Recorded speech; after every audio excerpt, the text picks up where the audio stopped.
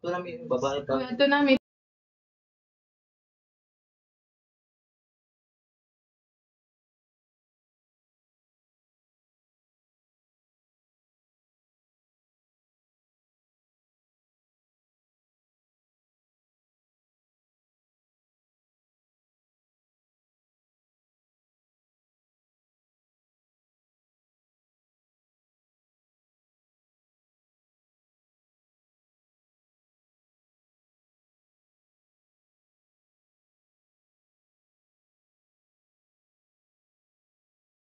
Good afternoon, everyone. I am Michelle Escanodas, and this is the continuation of the community language learning.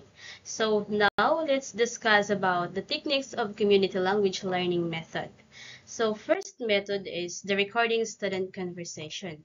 Okay, so during these techniques, a student records conversation in the target language. Okay, teachers might use a digital voice recording device, such as an MP3 player, a cell phone, or a computer. So in this generation, we have a different technology nga pwede nato magamit sa pag-record. So, unsa may kasagaran mahitabo diri sa recording student conversation. So, obviously, mag-record ang teacher sa student conversation. So, I will give you some example para mas masabtan ninyo. So, for example, ato ang subject as English. Atong target nga kani ang nga language is also English kay ang ato ang subject English man. So, for example, mangutan ako, kibali ako ang teacher tapos mangutan ako sa akong estudyante. So, ang ako yung pangutan sa akong estudyante is ani ang unsa man atong gamiton nga greetings unsa man atong gamiton nga greetings inig kabuntag. So, ang kibali ang akong estudyante is motubag sila nga maayong buntag. Kay syempre gamiton gyud nila na ilahang vernacular or ilahang first language which is kaniyang kasagaran is Bisaya. So, ilahang itubag sa ako is maayong buntag. So, as a teacher, ako nang i-translate into English. So, maingon ko nga, okay, so maayong buntag, in English, it is good morning. So, maingon ko sa ilang nga, good morning. Tapos, ako nang iyong sa estudyante, sige daw, B, kamo daw, i-pronounce daw ninyo na B, or isulti daw ninyo na B, usbuhang akong ingon na good morning. So, pag usbuhon na sa estudyante ang ilahang giingon, sa akong giingon nga good morning, so ako ang i-record ang ilahang kanang giistorya nga sa target language which is sa English na nga katong good morning. So inana pod ang kaniang sa kung maghatag ka og lain mga question nga gusto nimo ipa-answer sa ila. For example, mangutanan na sab ka nga unsa man ang greetings atong gamiton pag gabi so motubag sila nga maayong gabi so imo na po to siyang i-translate tapos pag human nimo translate ipayaw-yaw nimo sa ila usab for example may sila good evening so ikaw pod imo to siyang i-record so mao ni siya ang usually nga mahitabo diri sa diri nga technique which is the recording student conversation. So the next techniques is the transcription. So in these techniques, it is closer siya dito as a first techniques. Kay diri the teacher transcribed the student recorded target language conversation. So ang katong nanga-record sa estudyante or katong na-record nato gikan sa estudyante ato silang isulat diri sa blackboard para mabasa to nila. Sa gingon pagay ini sir ganina nga ma-develop ang ilahang listening o ang ilahang og speaking skills nila. So, diri ang techniques is kung unsa to ang ato ang na-record na conversation gikan sa atong estudyante, for example, katong good morning or katong good evening, so ato siyang isulat sa blackboard. Okay? So, mo ni siya ang usually nga hitabo diri sa transcription nga techniques. So, now let's proceed to another techniques. Okay, the reflection on experience. Okay, student feedback about the class. Okay, so kanang familiar naman kita ani kay mo po niya to ang ginabuhat. So, as a teacher, kailangan gyud nga pag human sa ato ang mga activities is mangutan nato sa atong mga estudyante or atong pangayoon ang ilahang mga feedback. At mangutan nato sa ilaha or how did you find the activity? Nakasabot ba mo? Or naglisod ba mo? Sayon ra ba sa inyo ha?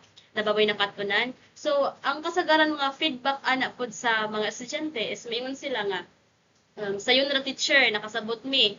Or naay maingon nga kanang naglisod mi teacher kay kanang kibali-bali magid sila sanay sa labi na sa ato kanang kung ang ato ang target language is English.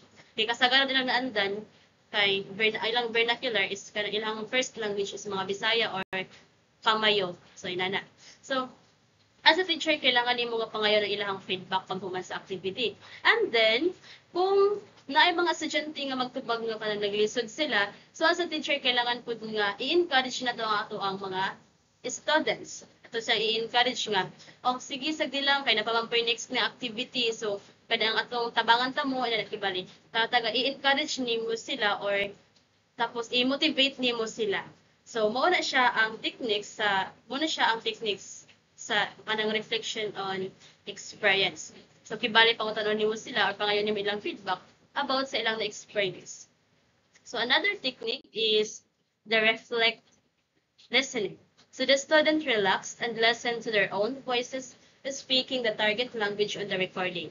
At this point is the student listen to their own voices. So kanidriya sa reflect listening techniques. So as a teacher kailangan nimo nga kaniyang di ba nag-record man ang student, di ba? I-record man nimo to ilahang kibali ilahang target language which is English, for example, katong hatan ako good morning. So, pag human ana imuhang ipaduog na full usbos sa imuhang estudyante. Kay parang estudyante ana, so kaning reflect listening is mag-reflect sila kung tama ba ang ilahang pag-pronounce sa word or sa phrases or sa sentences nga ilahang gi-istorya. So, mo siya ang reflect listening. So, it is a technique nga kaniyang nindot siya gamiton. It is because kung i-record man gud mo na tapos mabalik-balik og paminaw sa estudyante, di ba? Mapabalik-balik og paminaw sa estudyante, especially kadto nga siya nga word is or kadto siyang gi-record is correct to siya nga word. So, pag magsige to siya balik-balik nila ipa-play or sila na ginabalik-balik nila og paminaw, so makabalo sila nga inanaan dai pag-pronounce. So kung ang bata pod or diri ang time sa reflect listening, kung ang bata is wala sila record nga lang kaugalingon, so as a teacher, so kailangan pud ka mag-provide ka og kanang correct pronunciation ana nga mga word or sentence or phrases. So kadto siya imong record is paminawon to sa imong estudyante nga okay, maka-reflect din siya nga inani unay pagbigkas, inani unay pag-pronounce sa kaning words. Okay, so mo ni siya ang reflect listening.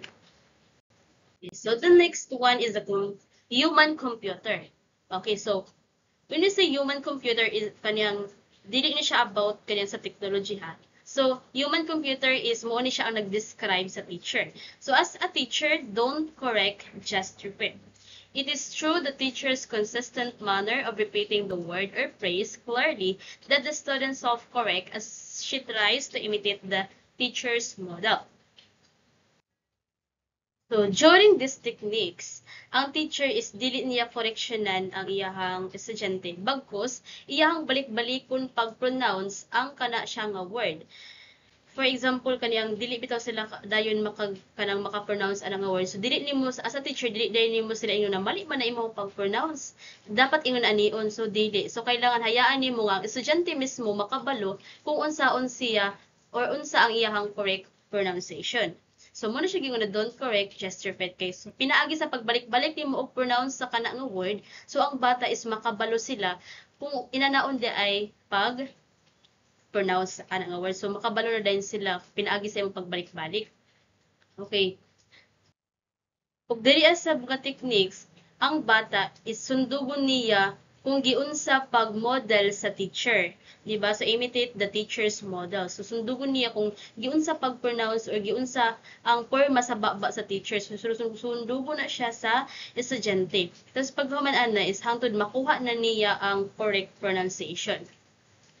Okay, so let's move on to another techniques. Okay, so the small group task. So through this small group task, interaction by group works, there are a lot of different activities that could take place in student working in small groups. Okay, so through these techniques, so there is a interaction by group works. Okay, so diri apod sa ilahang group works nga activity is mas mulambo pa ang ilahang relationship with each other. And also dili lang kana pod siya. Di ba kabalumanta nga ang mga bata is na ay lahi-lahi pod na sinultian. So naay bata nga ang ilahang first language is Manobo, ang uban Bisaya, ang uban Kamayon. So through interaction, naa sila'y makapunan pod. Di ba kasagaran pod bata karon is kan Englishero, di ba? So pag ma-expose sila ana nga ilahang kaniyang small groups, is naapod sila'y makatunan. So as a teacher, daghan ka og kaniyang daghay pamaagi nga maghatag ka og small group task sa ilaha. Di ba? So muna siya ang another examples of or another techniques of kaniyang community language learning method. So pinaagi ana is makakuha pod na sila og kaniyang new language. So we are done in techniques, and now let's talk about the teacher role. Okay, so the counselor's role is to respond calmly and non-judgmentally in a supportive manner and help the client try to understand his or her problems better by applying order and analysis to them. So as a counselor, we know ang counselor is a teacher. So ang imong role is, for example, ang imong bata is dili dayon siya makabalo pag-pronounce. So kailangan tudluan nato sila in a calm way. So dili nato sila dayon kasab-an. So kailangan kalma lang ta nga magtudlo sa ilaha kay dili man na malikayan sa mga bata nga kana ganing dili dayon sila ka-pronounce kay uban mga bulol, di ba? Ug dili pud nato sila i-judge nga minum nato bulok man ka, uy di man kabaluan, ba ang bungi, di ba? So kailangan na as a counselor ang ato ang role. So kailangan na di nato sila i-judge ug ato sila i-encourage, di ba? Nga ato silang i-encourage and also nga kanang ato silang tabangan ang atong client, di ba? Ato silang suportahan para makabalo sila sa pag-pronounce o para makabalo sila sa ato ang target language. And also the teacher is responsible for providing a safe environment in which client can clear, learn, and grow. So as a teacher, so kay ato pong responsibilidad o atong role nga mag-provide ta og safety nga environment kay para ang ato ang mga estudyante is dali sila maka-learn og kanang dali nila ma-catch up ang ato ang gusto nga itudlo sa ilaha, which is di ba matudlo man ta og kaning kibali kaniyang language sa ilaha, so ato ang target language. So as a teacher, kailangan nang mangitatag safe nga lugar kung asa ang ato ang mga estudyante is maka-learn og tarong og dili sila ma-distract bitaw. So, and also monitors learners' utterance, providing assistance when requested.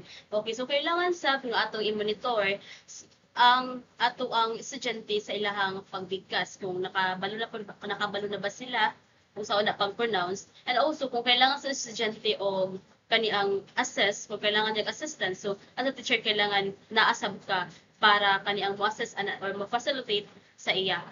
So mao na to siya. So ang ato ang role sa teacher, kailangan nga ato ang suportaan ang ato estudyante o kailangan nga dili nato sila i-judge and kaniang kanang calm nila, so kibali na atay patient sa pagtudlo yun. And also i-monitor nato sila kung nabay progress or nabay development or nakabalo na ba sila sa kung ang atong outcomes is nakuha na ba nila or naabot na ba natong outcomes. So that is the roles of the teacher. So kung naay role ang teachers, of course na-apply role ang students. So the role of students is learn through interacting with members of the community. Listen attentively to the teacher to freely provide meaning they wish to express. To report deep inner feelings and frustration, as well as joy and pleasure, and to become counselor to the other learners. Okay. Okay, so ang estudyante, or sa estudyante is kailangan maminaw siya sa teacher para sa kaniyang kung unsay pangutana sa teacher is maka-express sila or makatubag siya sa mga pangutana. And also, dili man pud sila pakasabot or dili sila makabalo kung dili sila maminaw sa teacher.